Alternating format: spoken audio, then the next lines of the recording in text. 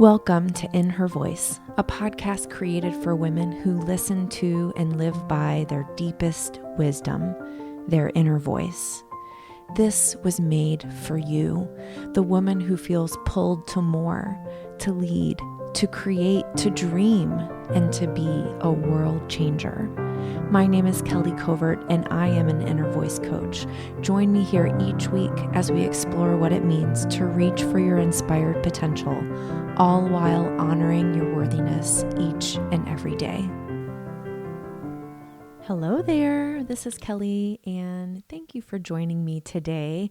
I have got a great interview for you with CrisMarie, Campbell, and Susan Clarke on, are you ready for this? The beauty of conflict. And I thought that right around the holidays was the perfect time to share this, because isn't it funny how when we're with our family, the old things come up, right? The old patterns shine through. And wouldn't 2019 be a great year to reevaluate how we approach conflict and the feelings that we have around that? Because don't they run deep? So anyway, I'm excited to share this interview with you. Before we get going to that, I first of all just want to say thank you for you being here, for sticking with me. Can you believe that this is the 181st episode of In Her Voice?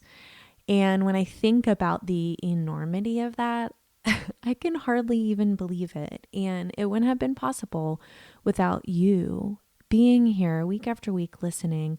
And I just want to say thank you for that. Even though I might not see you, even though I might not know you, I feel connected to you. And when I sit down to record an episode, it's for you. And I just want to say thank you. As it is time that we are thinking about the holidays and thinking about things that we would like to give other people, I want to encourage you all to take a stop over to kellycovert.com/shop. And it has just a few of the things that I have for sale on my website right now, including my course on overcoming perfectionism, including my course Tapping into Your Inspired Potential. Those are both journaling courses. So if you want that, or you know someone who would really love it, think about getting that for yourself or getting that for them these holidays. And of course, you can always support this podcast whenever you purchase any Beauty Counter products through my link, kellycovert.com/beauty. And that link is also on my shop website. So kellycovert.com/shop. I'll put the link in the show notes. Now, let me tell you a little bit about CrisMarie and Susan.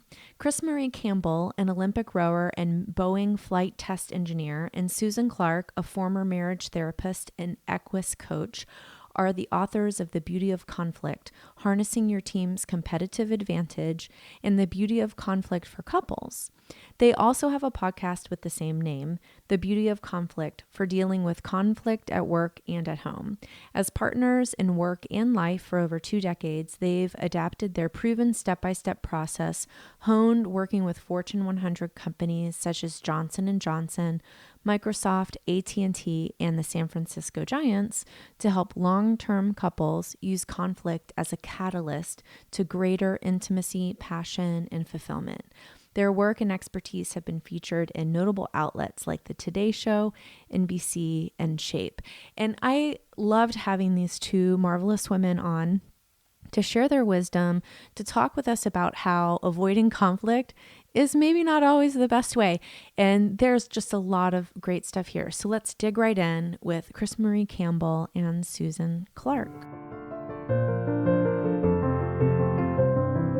CrisMarie Campbell and Susan Clarke, I'd like to welcome you both to In Her Voice. Thank you so much for being here today. Oh, we're thrilled to be here. Yes, very excited. Fantastic, fantastic. So I thought since we have 3 women here on the podcast, I would give each of you just a little chance to speak about who you are, so we get to know your voice, and then maybe we will sort of be able to distinguish who's who while we go. So why don't you each just let people know a little bit about your background and where you're coming from as we lead into our conversation about this awesome topic of the beauty of conflict. Sure. Well, this is CrisMarie, so I'll go first. And my background is I was, just even in terms of conflict, I grew up with an Army Colonel dad who was kind of angry. And so it made dinner very stressful. So I definitely learned to become a pleaser and an achiever and really not listen to myself, but really scan the environment and look for how can I make this safe and smooth. And I went on to become a Boeing engineer, which is probably me not listening to my inner voice. Funny how that happens. I know. I was a rower, though, at the University of Washington, and that was the time that I really listened to what was drawing me forward. And went back and got an MBA and worked at Arthur Andersen. And really, meeting Susan was an inner voice listening. I was really paying attention then. And I continued to make better and better choices as I made that pivot later in my life. So my life, I got healthier, I got happier. We can talk more about that if it all comes up, but definitely learning to trust the inside voice versus trying to please people on the outside. That's a little bit about me, CrisMarie. Thanks. How about you, Susan? Well, I realized I was thinking you were asking us about conflict. So, and it's so funny because the inner voice piece and conflict are actually quite related, really. But so I'll speak a little bit about how I got so engaged in conflict. And really, for me, it was in my early 20s when I was diagnosed with an advanced cancer process. In some respects, I was doing the job that I loved. I was teaching. I just launched into my career as a teacher. However, things were just not quite right, and my health deteriorated. And it actually took almost a year before they figured out that I had this advanced cancer process. So it was in a stage 4, but I thought my medical team's going to resolve this for me. I just got to do whatever treatment they throw at me. And about 9 months into that, when I went in to get my checkup to see how things were going, my doctor let me know that that it wasn't working and they didn't have another solution. So they had, I probably had about 6 months to live. And that was really kind of the eye opener of my life. Like, whoa, this was not what I expected. And I really had to I started exploring all sorts of alternatives, from choices around healthcare to diet to spirituality, psychology. And what was interesting was there was so much conflict between my practitioners. The medical team didn't like the non-medical team. The nutritionalists didn't like the doctor. Everyone was at odds with each other. No one wanted to talk to each other. So I spent a lot of time in what I call, you got to deal with Project Susan, which means I'm the ultimate arbitrator here. I will decide, but I want all of you talking to each other. So I really got from that conflict could come to some pretty transformative options. My health turned around. And the other piece I learned was that, as I did that, I also uncovered huge amounts of conflict from my own life that I hadn't been dealing with. And that also created a tremendous amount of conflict in my family and my community. And it was a little bit chaotic for a number of years, probably 10, before I began to actually turn things around fully. But I really became committed to, it's not fun surfacing conflict. We don't call it the beauty of conflict for nothing. We call it... We don't call it the fun or the ease or the joy. But the beauty and the depth of what can happen when you actually turn towards what can seem hard and difficult, and possibly totally new transformational things come out of that. So that's sort of where I got engaged in it. I love this. And I think that there will be people, I find it so fascinating that I feel like you each came to and through conflict in a different path. Yeah. And that's so valuable because I think anyone can see themselves in one of you, right? That people pleaser, achiever, or sort of this person who had to battle through to figure out what they needed. And I think we all react to conflict in different ways. Some people really stand up and show up and are like, bring it. and other people are like, no, thanks. Yeah. I'm going to go the other way. Right. And I think that there's something to be learned from both of those. So why don't we start with you, CrisMarie, as someone who grew up in an angry household, and I can certainly relate to that. When did you begin to learn that people pleasing and smoothing everyone's feathers wasn't serving you? Yeah, there was, it was probably when I was working at Arthur Andersen, which was like a top 5 consulting firm at the time. And I was put on a project. I was told I was leading a project of about 6 team members. And we were doing a consulting project at a large software company in the Pacific Northwest. And my senior manager came in. We were having a meeting, and my senior manager, so my Arthur Andersen person, came in and said, hey, this is the strategy you're going to use on this project. And I thought in my head, that's not going to solve the client's problems. And but of course I didn't say that. I asked a question, because that was a good strategy I'd used all my life. I said, do you think that's going to solve the client's problems? And he said, yes, like, don't disagree with me, get to work. And I was catapulted back to my dad's dinner table, and I was like, whoop, okay, I'll be a good little worker bee. We get to the end of that project. It was about 5 or 6 months later.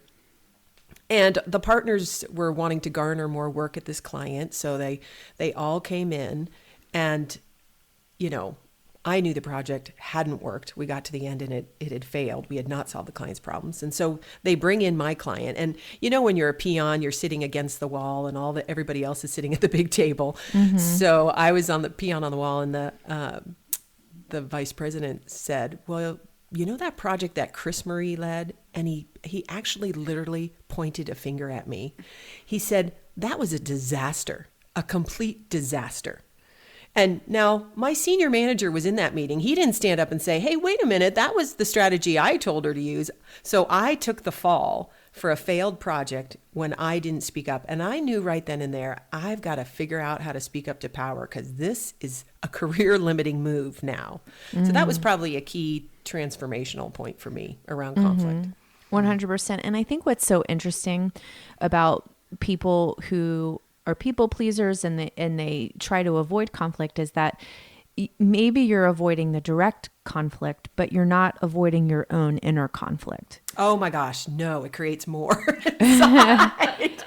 Yeah. And isn't that interesting that like that seems acceptable for Right. us to say, well, I don't mind being in inner turmoil, but as long as everyone else is happy, that's okay. It's true. I think we're, as a people pleaser, I was so afraid of somebody's reaction that I would be like, okay, I'll take the fall, and that inner conflict. And at the time, I had chronic fatigue. I had a chronic back issue, allergies, skin and gut issues.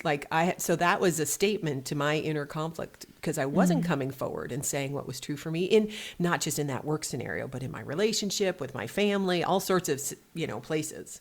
Mm-hmm.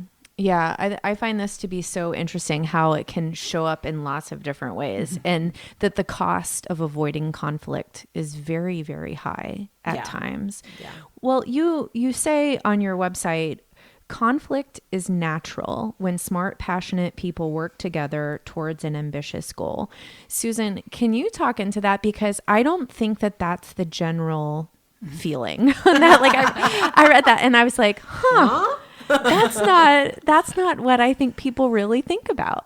Mm-hmm. Well, here's the thing. When we work in a lot of corporate settings, and when people get hired, they're usually hired because they're smart, passionate people about a particular project, but they generally are subject matter experts, and similar to my medical team, and they know their area really well. And they are passionate about that. And people, and they're on the team thinking, okay, we've got this great vision, but you put those passionate people together, and of course they're going to think they're right, and they're going to get into this is the right way to go, and there's no questions about it, and they step on each other's toes, and they begin things, there's tension, and there's maybe people aren't listening to each other.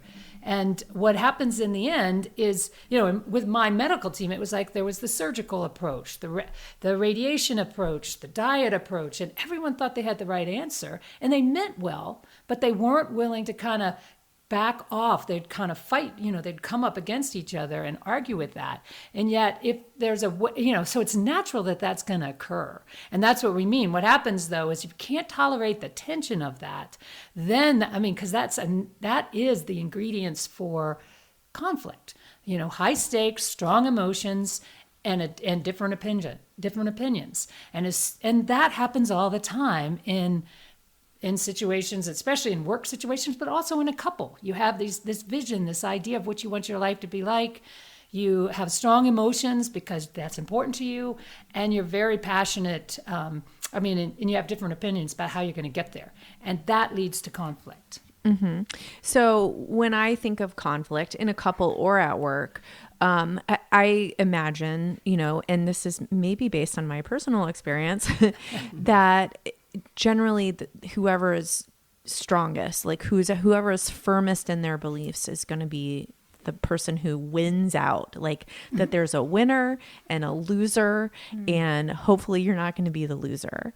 And so what's a hard leap for me, and what I would love for you guys to dive into, is how do we begin to shift the perspective that conflict is something that either you win or lose? That's a good point, because I came into even my relationship with Susan, we'd get into conflict and I'd be like, oh, fine, because she's very passionate. So I would feel like I was the loser. She's gonna out argue me, and I'm gonna lose. And what started to happen through her prodding, she was like, she might even be saying, no, I want to hear from you. She might have a lot of passion in her voice, but she really wanted to hear a different point of view.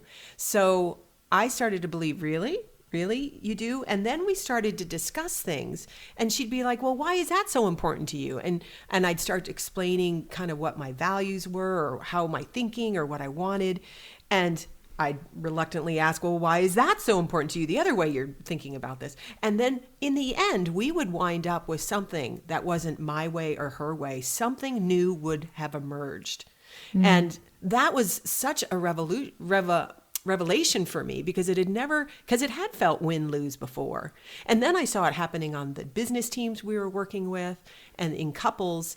And it's the same way it happens in the brain. Creativity, where we get those new ideas, is when the brain is trying to hold two paradoxical ideas and it can't quite make them fit. And then boom, a whole bunch of neural pathways are created and new ideas. That's where you get the aha, the eureka moment. So the same thing happens in between people when you're willing to get into that dialogue and find out and be curious and interested and be willing to be vulnerable about what's really going on for you. I love that image of everything converging and then new things coming up, because I think that generally when we think of conflict, we think of the resolution to be a compromise. And I don't love that word. Do you? No, we totally, and we're working with couples, we spend a lot of time saying, look at the relationship math, because it's kind of like 1 × 1 = 1. So one full person times another full person equals a whole relationship. But if only half of a person shows up, like if you don't bring what you really want to it, 1/2 times 1, the relationship is a half. And then if both of you only bring half to it, it's a half times a half. So it's a quarter of a relationship. When that happens, relationships, the math shows you it goes down pretty darn quickly. And so compromise is a version of saying, I'll just give up half of what I want, which is not the same thing at all in our minds as showing up equally and working through that tension and figuring out maybe something totally different. The other thing that I love about how you guys are describing this is something that I've been sitting with a lot this year in my own life and in working with my clients. And that's the idea of that everything can be both and. It doesn't have to be either or. When we approach life with an understanding that there's a duality, that it's all of the things, then that allows us to be so much more flexible in our thinking. That's so true. I mean, one of the most profound experiences that I had in my life was, I think I mentioned at one point, there was a lot of conflict, things in my family and my community. And I had actually ruptured the distance between my family and myself for about 10 years. We didn't talk to each other. But I brought them back together because I was like, it's time for us to figure out we're adults now. I'm an adult now. And I thought it was so that they would hear me tell them, my side of the story. Like, I thought that was going to be what was going to be so profound about this experience. But I went into it and I realized when I got there, wait a minute, they don't have to listen to me. I mean, my mom started to talk about what it was like for her and the impact it had. And I could hear that for the first time. And it didn't take away from my own experience. And, it was like this experience of like, oh, wait a minute, there isn't one reality. There is multiple realities, and I don't have to fight for my position. I can just listen with the openness that, okay, you are very different. But here we are. And that was like a magical moment for me of dropping a story that I thought, if I ever dropped it, it would kill me. And it didn't, and I think, it was an eye-opener. Yeah. So how do we start? I mean, because this is not a small mindset shift. I mean, this is like a paradigm shift. It's huge. How do we begin to see the value? I think, I think you have to kind of take some risks. And for me, what I had to start doing as the people pleaser and achiever, CrisMarie, I had to start taking the risk to show up and say what was true for me. Like, even as simple, and it seemed like climbing Mount Everest at times, to say, I'm uncomfortable. That's all I could get out. Like, I'm uncomfortable with what's happening right now. So finding ways to kind of identify what is happening rather than trying to change Susan and make her listen to me. I just had to say, I'm uncomfortable. And then to get interested in her, like, okay, you are so different than me. Can you actually help me understand how you got to that? Like, why is this so important to you? Help me understand what's going on over there, and creating that space for her to come forward and not thinking I have to change or that I'm wrong. Yeah.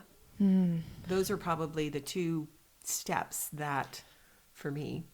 Well, I was thinking in the book, we talk about this idea that in any given interaction, there's three, you need to be aware of what's happening inside of you. And we call that the me axis. What's happening with the other person. And that's what we refer to as the we axis. What's going on, what's happening between us. And then what's the context? And generally speaking, we tend to, because of our own coping stances and ways of dealing with the world, tend to drop one of those. We either become over-focused on the me or the we, or sometimes, very rational and only think about the context. And so the first step is sort of recognizing which one of those is out of sync, out of alignment, missing, so that if I had to learn how to kind of take care of myself, because and at times in my life nobody else was, but in that I lost the relationship side, the we side, and so I had to really develop a willingness to be curious and interested in the other. So that was my work. Like CrisMarie's work was to actually show up and bring yourself into the dialogue. The me, and also. Yeah. And sometimes context is so critical, because if somebody has a difficult past, they keep going back to an old story in their history, and that's out of the context of the present. And that makes it very difficult to stay engaged, whether it's with your partner or in the workplace. So those are three examples of figuring out which one of those you tend to drop, and then beginning to explore, wait a minute, how can I become more aware either of the other, of myself, or where am I right now in the present moment? Mm-hmm. What are some good questions that we can ask ourselves to help find where we need, what we need to bring in? Mm-hmm. I mean, I think is if you ask yourself, what's happening for me right now? What am I feeling in my body? Because that's when I started to recognize, oh my gosh, I'm not in my body right now. I'm up and out because I'm so terrified. So I knew I was missing.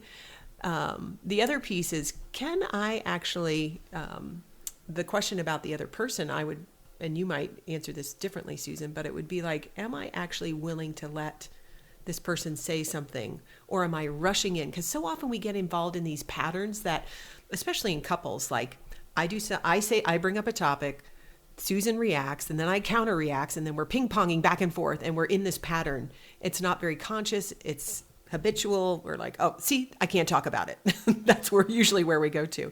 So finding where am I actually making space for her to exist as a different human being and letting her have her feelings and being interested in her? And then the context piece. What about that? What problem are we trying to solve here would be the question I'd ask. Or It seems so simple, right? Oh, what Yeah. problem are we trying to solve? But how many arguments have you had where you don't even remember what you were fighting about? Well, and each of us is trying to solve for something different. It may be the socks on the floor, but we each have a different problem we're trying to solve there. Yeah. And if that, if what problem are we trying to solve? Or the other question to always ask is, obviously this is very important to you. Why is it so important to you?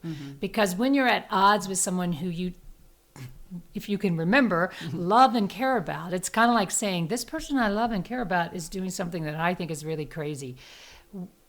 There must be something that's important to them about it. There must be some good reason they're doing that. So, that's the other magical question. Yeah, I love that question. I will just share a quick story. I've been married to my husband almost 20 years. Our 20th anniversary is coming up a little bit after we record this.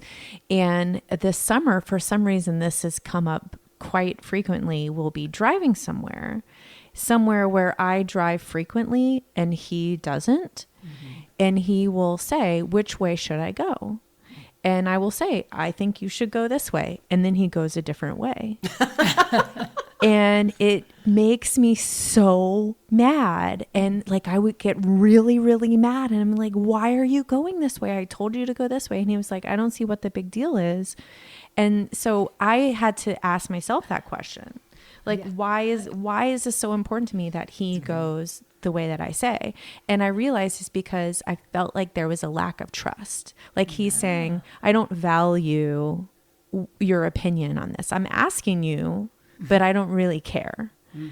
And when I told it to him like that, he was like, oh, why didn't you just say that? And then, I was like, well, you should know. Right. And which is another, I think, assumption that we make in partnership, especially long partnerships, that, we've been together for 20 years. Why don't you know this about me yet? I know. But we can't go there, right? Oh, that is so true. That one is a big one, what you just said just now, because so often in couples, there is so many, you should have figured that out. I have given you so many cues, Oh my or gosh. we have been here so many times, and people think, sometimes this gets, having been a marriage and family therapist, there, it's like, well, I need to have better boundaries. And my first questions to anyone about that is, have you actually ever said what you thought was the boundary in the first place? Because if you haven't, that's not a boundary. Right. Just thinking it in your head is not actually making and supporting a boundarying process for yourself. So, it's and people do it. Yeah. So let's say we pick up your book on conflict, The Beauty of Conflict, and the book that you have that just came out, The Beauty of Conflict in Couples, but only one of us reads it.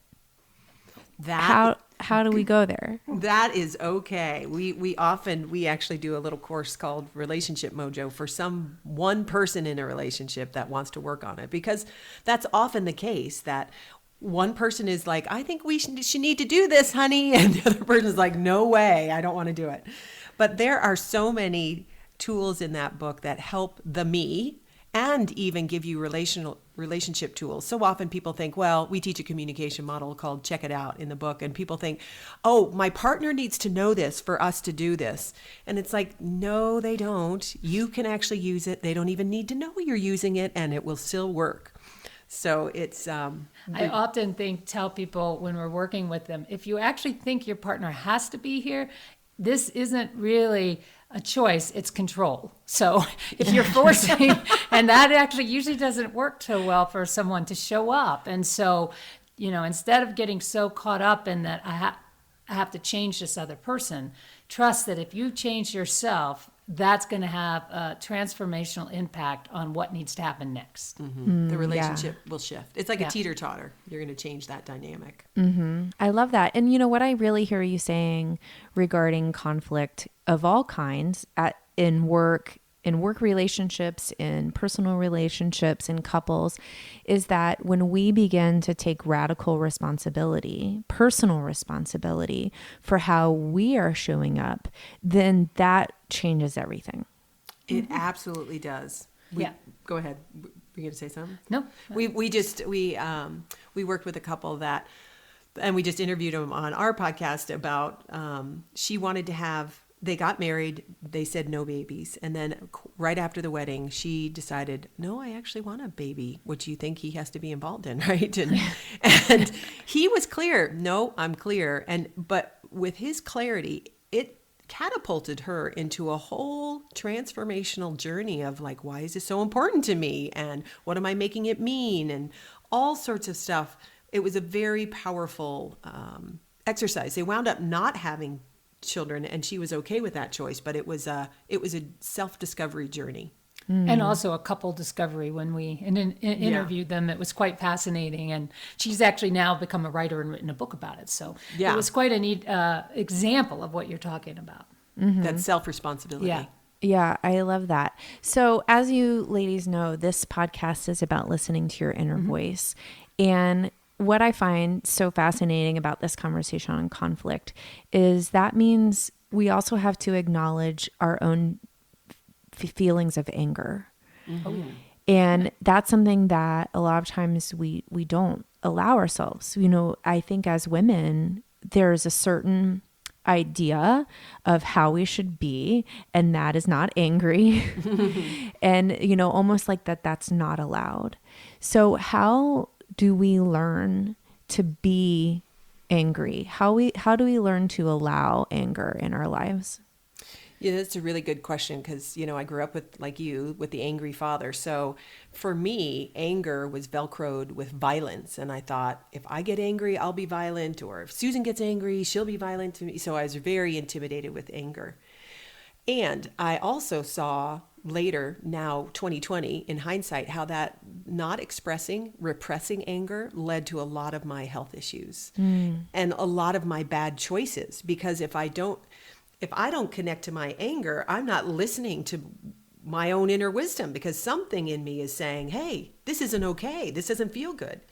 So we talk about this in the book of having boundaried expressions of anger, which includes breathing and actually looking for anger and expressing it in a safe, boundaried way, like having 2 minutes where you just vent or you pound a pillow. And so doing it in the privacy of my home was usually the safer place for me to start to investigate, wait a minute, I am upset about something, because I usually had a delayed effect. I wasn't aware of it right away, but I've gotten better and much closer to the time. Susan will let you know that I'm really good at my anger right now. Much better. Yes. Oh, well, and I think that's so interesting, Susan. So as CrisMarie became more comfortable with her anger, how did that affect you? Well, you know, I think based upon my childhood and how I grew up, and finally having to I actually believed that if I got angry, people would stay away from me, and that was actually safer than anything else. So I really, I'm a odd bird. I didn't trust people who were nice and polite. That was like the furthest thing from anyone I would trust. And but so for me, when CrisMarie started to kind of become more clear about her anger and expression, well, the funny part was that at first off, I got, wow, this is not going to work for me anymore. I'm going to have to actually sink into what really is going on for me. Because a lot of times when I'm angry, it's got nothing to do. It's just a signal that underneath, for me, it was actually much more about something else. Like I was sad, I was afraid, things I didn't want to acknowledge. And so I started to really look at my anger differently, because I wanted to give her room to express. And for me, anger wasn't the most vulnerable thing for me to come up with. It was actually usually what was underneath that was so critical. So it was she was a great opportunity for me to take a different tactic in dealing with the uncharted emotional landscape I didn't want to touch. So, You're welcome, sweetie. I love it. Well, and I just think it's so fascinating, Susan, what you're saying about how a lot of times anger, what looks like anger isn't always anger. Oh, and how important that is in conflict also, to just, again, it's back to that personal responsibility. Get real with yourself about what you're feeling. Listen to what your inner voice is saying to you, because it really does matter. Yes, it does. I would totally agree. That's what I loved about listening to some of your podcasts, was thinking, that idea of when, getting to your inner voice is so critical. And your inner voice does come from your emotional landscape, I think, not from your mental landscape. Absolutely not. No, the things that come from our mental landscape are dangerous. Dangerous. Left to their own devices. A mind is not a good place to go alone. 100%. So, as you guys are living your life and listening to your inner voice, I'm curious to know, what is your inner voice saying to you right now? It's interesting. I guess for me, my inner voice, it really is about this book. We do a lot of our work in the corporate environment, so we make a good living that way. And we have couples programs, but they're much more labors of love. So, somebody would say, this is not a good business decision, CrisMarie, to focus on couples, but it's something I'm so compelled to do because it so fits. And I don't know what the end result will be. So I'm kind of leaning in blind faith in what we're doing because it matters to me so much from that inside place. Yeah. Well, when your inner voice tells you to do something, it's not going to feel good until you do it. Right. Yeah. Exactly. How about you, Susan? Well, I could go along the similar lines, but I'm going to go slightly different because for me right now, another big passion of mine is I do work with horses, equus work, coaching as well as, and bringing that equus work into the work we do with couples is something that I am very compelled to do right now because I think there is so much learning that takes place because horses are herd animals. They're way more relational than we are. And there's so much we could learn from them. And so I know the work we do is good, and we're bringing the horses more and more into it. So that's my calling. And you got to know, I'm not a horse person. So I don't come from years of being like, okay, horses are my love. I just know they're brilliant teachers. So I've had to really listen a few times and try things that were very different but I keep following it. So now it's bringing into the couples work. So. Beautiful, beautiful. Well, ladies, why don't you let everyone know how they can connect with you online, how they can learn more, and go out and buy your book, The Beauty of Conflict for Couples. Absolutely. So our website, our business is called Thrive Inc. So our website is www.thriveinc.com. And there we have our programs like Relationship Mojo I mentioned and our Couples Mojo. We also have links to our book, but our book is readily accessible on Amazon.com. So The Beauty of Conflict for Couples and The Beauty of Conflict, which there's no other titles like that. and our podcast, The Beauty of Conflict. Right. It's all the same. It's all the same. There's beauty in all of it. Right. Well, I cannot thank you enough for being here. I wish you the best in the launch of this book. I can't wait to read it myself and put into practice some of these things that you're talking about, because when I think about conflict in this different way, it feels really interesting and it feels really like I'm curious about what that would feel like in my own life. So I'm really excited to put it into practice, and thank you for being here to share your wisdom of your life together as a couple and also of your work in conflict. Thank you. Oh, thank you. It's been delightful, Kelly. Yes. We really appreciate the opportunity. Yes. Wow. I feel like they gave us so many great strategies and tools to move forward. Really fantastic questions that we can ask ourselves, because when it comes to conflict, I really believe that the most important thing we can do is take radical responsibility for the things that we're feeling, for the people that we are, for the actions that we have taken. And when we're doing that, it's easier to meet face to face with someone who you might not be in agreement with. And this doesn't work just for couples, right? It works for all of us. And I think in today's world, we need a little bit more of that. I want to let you know again how much I care about you, how much you mean to me. And I appreciate you being here. I appreciate you supporting me and In Her Voice for 181 episodes. My gosh. And please, as always, drop me a line at Kelly Covert. I said that wrong. At kelly@kellycovert.com. Let me know how you're doing. Let me know what's up with you, what you're interested in hearing more of, and how I can support you. Remember, when we are showing up in this world, taking responsibility for all that we are putting out in the world, for all that we are being and doing, then we are standing in our true authenticity. And when we do that, that is a direct line to being exactly who we were born to be. And that is so important because you are worthy.